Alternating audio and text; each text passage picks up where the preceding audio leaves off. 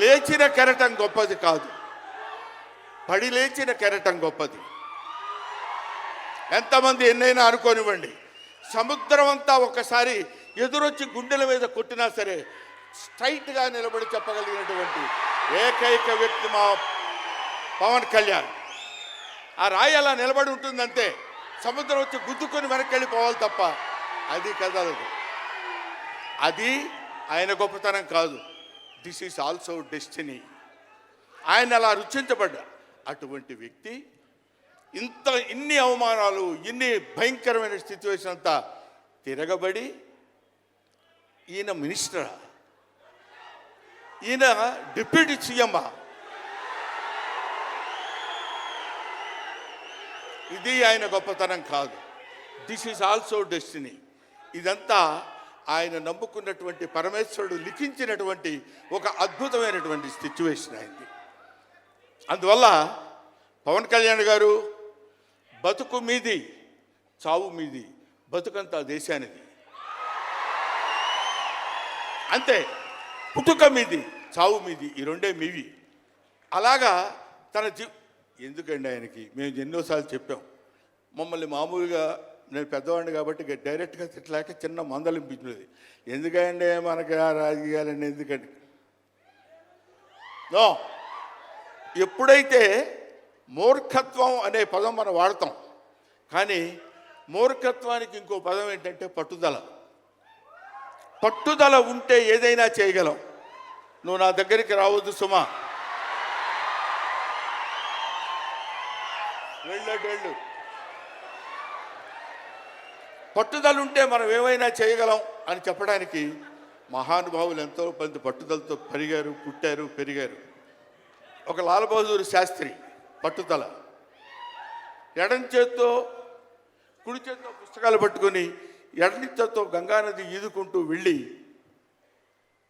చదువుకున్నటువంటి దాదాసాహెబ్ ఫాల్కే అంబేద్కర్,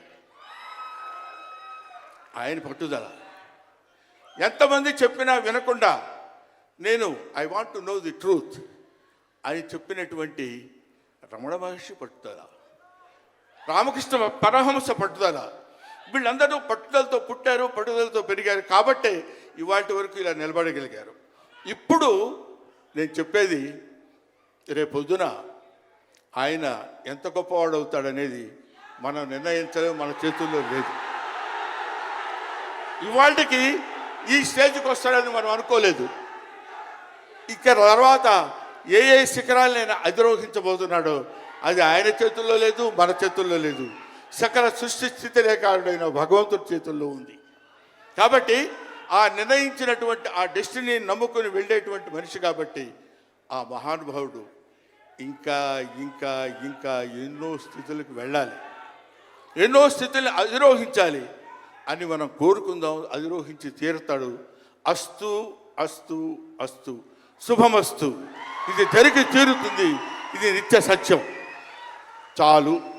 ఏవయ్యా నువ్వు పొగట్టడానికి వచ్చావా ఇక్కడికి? పవన్ కళ్యాణ్ గురించి చెప్పడానికి వచ్చావా, లేకపోతే ఆయన గురించి గొప్పగా చెప్పడానికి, ఆయన పొగట్టడానికి వచ్చావా అనుకోవచ్చు. మీకు ఒక చిన్న విషయం చెప్తున్నాను. ఆయన సంవత్సరం క్రితం చూశాను, 1 year బ్యాక్ చూశాను, మళ్ళీ ఇప్పుడు చూస్తున్నాను. మధ్యలో ఒకసారి ఏదో ఒంట్లో బాగోలేదంటే మాత్రం చూశాను.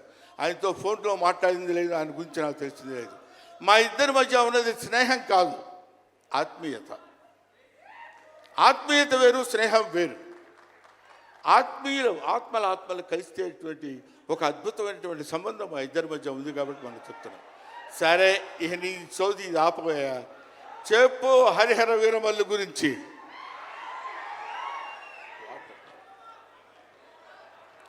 హరిహర వీరమల్లు ఇందాక తమ్ముడు భరణి చెప్పినట్టు, శివుడు ఒక్కడొస్తేనే శివతాండవం చేస్తే 14 లోకాలు దద్దరిల్లిపోతాయని చెప్తారు. అవునా?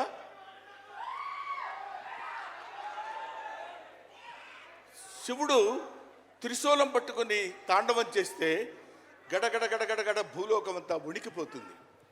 అటువంటి శివుడు వస్తున్నాడు.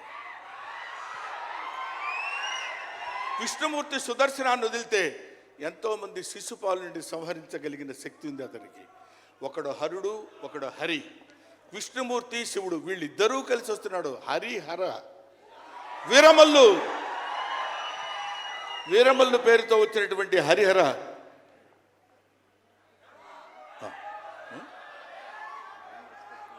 ఓకే, అందుకని హరిహర వీరమల్లు గురించి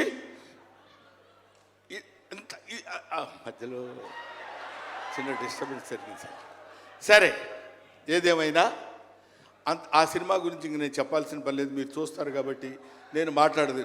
ఎందుకంటే పవన్ కళ్యాణ్ గారి గురించి ఆవిష్కరించి ఆయన గురించి 2 ముక్కలు చెప్పాలని.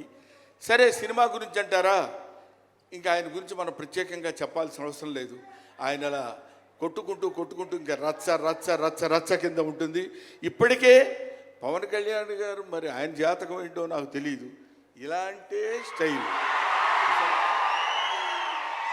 అప్పుడప్పుడో ప్యాంటు మీద ప్యాంట్ వేసుకుంటే స్టైలు. ఆయన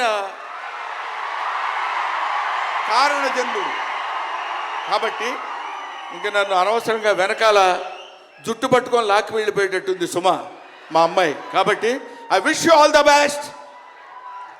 ఎప్పటికైనా మీ ఒళ్ళో తలపెట్టుకుని ఎక్కెక్కి ఏడవాలని పవన్ కళ్యాణ్ గారు. Thank you very much.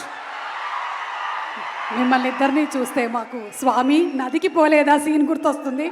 Thank you so much Brahmanandam గారు. మనకి టైం రెస్ట్రిక్షన్స్ ఉన్నాయి కాబట్టి ఆ టైంలో క్రమశిక్షణ పాలించాలనేదే మా కోరిక.